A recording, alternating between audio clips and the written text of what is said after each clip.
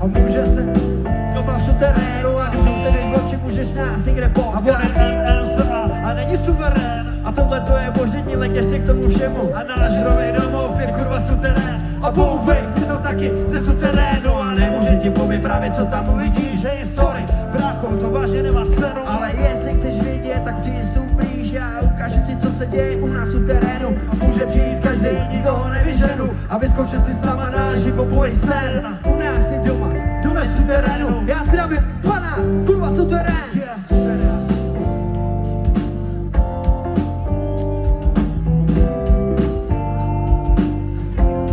Tohle to je suterén, jo.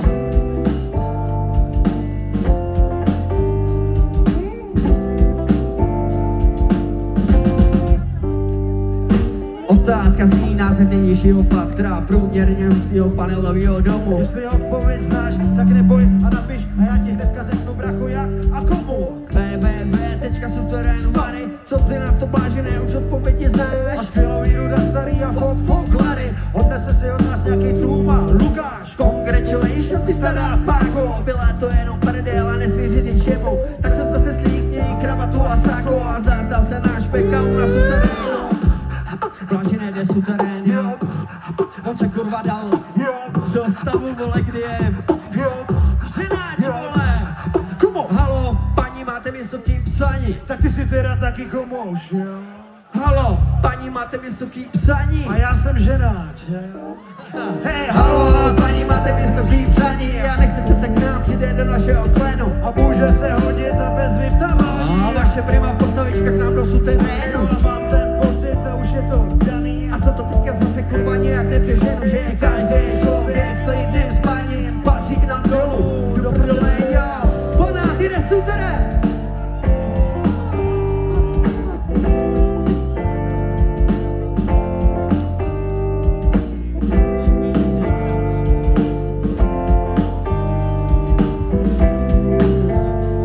Oh my god, yes. Tak nazdar a pro lidi si terén a buď to jako doma, tady je pro tebe místo. A seš tu správně, Brácho, tady je suterén a v ztratí době klidně může nás tu být. Stop lidí, co kurva nemá trému a nepostradá ironii na teklýho oka. A dole v suterénu a když otevřeš oči, můžeš nás někde a on potkat. je MSA a není suverén. A tohle to je blážina ještě k tomu všemu. Náš druhý domov je kurva suterén. A boom, ty jsou taky ze suterénu a nemůžem ti povyprávět, co tam uvidíš. Hej, sorry, brácho, to vážně nemá cenu. Jestli chceš vědět, tak přistup blíž, dojď na banán a uvidíš. A může přijít každý, nikoho nevyženu a vyzkoušet si s náma náš hipopový sen. U nás si doma a dole v suterénu. Já pozdravím pana, tak řeknu suterén.